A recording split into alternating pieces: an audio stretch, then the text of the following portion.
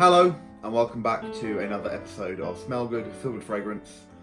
I am David. Thank you for coming back. It has been a while. You will notice I'm in new surroundings. I actually moved property. So me and my partner Lucy have moved in together and it's taken a while to settle down. Had some time away in Cape Town, which was great, not only because I saw family, but also because it got me a chance to go through Terminal 3 at Heathrow, and the duty free there is the best of all the airports I travel through. Picked up some stuff there. There'll be videos coming up.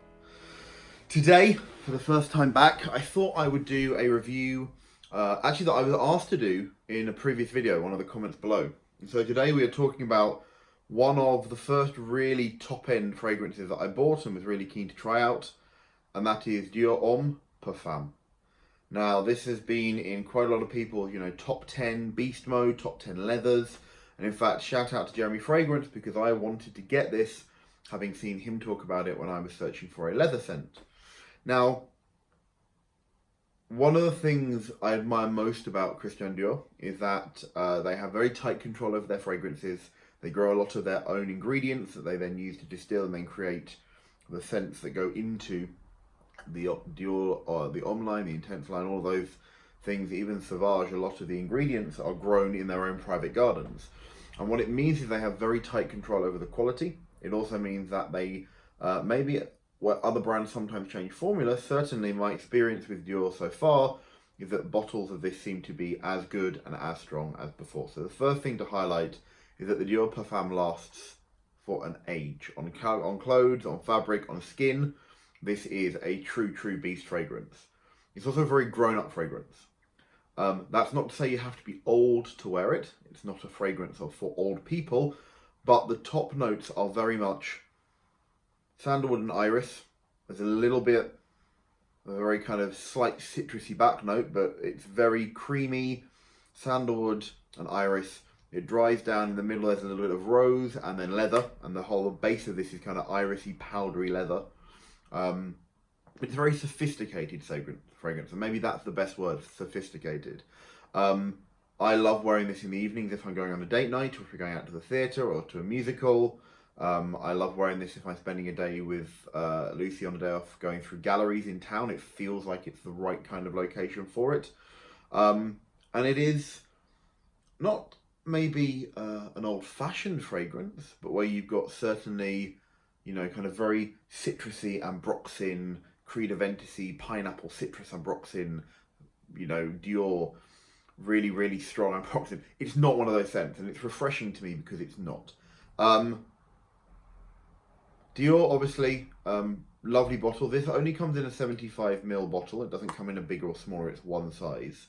And it is still available. There are lots of people that talk about, oh, it's not there. You can buy it in Covent Garden from the Dior store there. You can buy it online from Latino and other places. You can buy it in duty free. And actually, it's often genuinely a good price in duty free, where actually now what was £70 or £80 is now near £95, £100. I bought this first bottle was £85 when I first went into the Dior store a year ago. I wanted to get a second bottle when there were those rumours, and those rumours were dispelled by the team at Dior, but they'd also put the price up by £10, so 85 went to 95. So I have a backup bottle. I'm probably never going to need to buy another fragrance, another bottle of this again, because it lasts, one, for so long, and two, it's very an autumn and winter scent.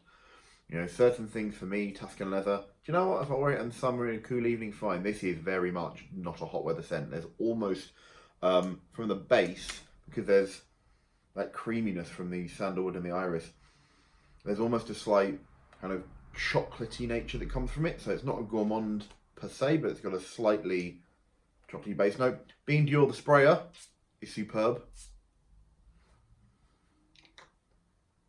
And in the air, you get much more of that leather straight away. If you just smell from the atomizer, as you often do when you're going through a store, you'll just smell iris, and you'll go, no, it's very powdery iris, I'm not that fussed.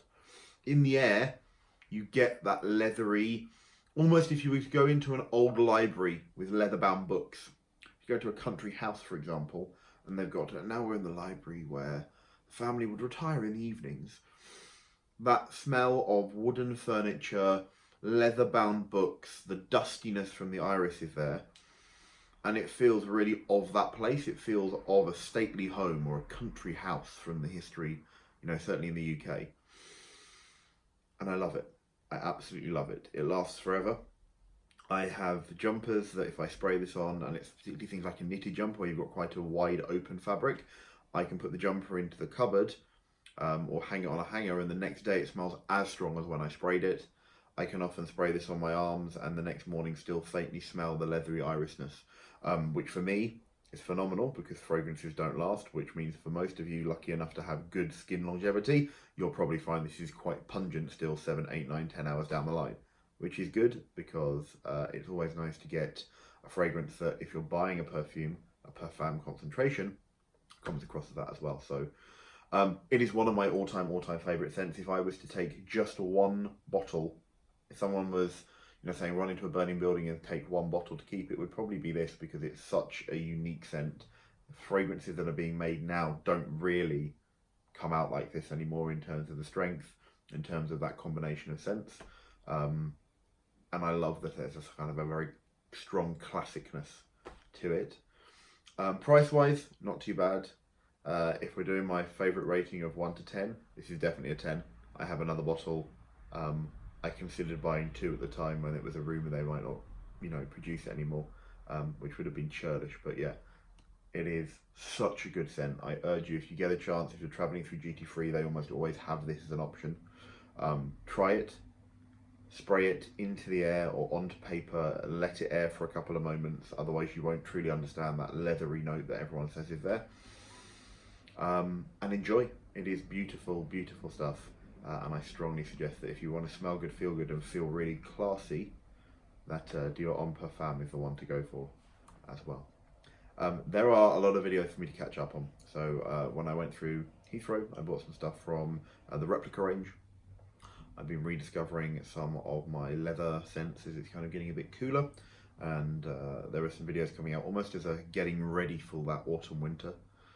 So if you want some advice or just want to see what my views of autumn and winter scents are, do come back, hit subscribe below, tap the little bell for the notification, and then you can tune in and learn about what I wear to smell good and feel good for autumn and winter as we move into that time. So thank you for coming back. Hit me up below with comments. What do you think of this new location? I'm still working out if this is the best place to film. I kind of like the fact that I've got the lamp and Lucy, who does costume, the mannequins. It kind of feels a little bit kind of like a kind of welcome to the living room. But if you've got any comments, hit me up below because I'm still working out where best to film. So welcome back. Thank you for coming back. Have a great day. And I hope you smell good and feel good for yourselves and for those around you.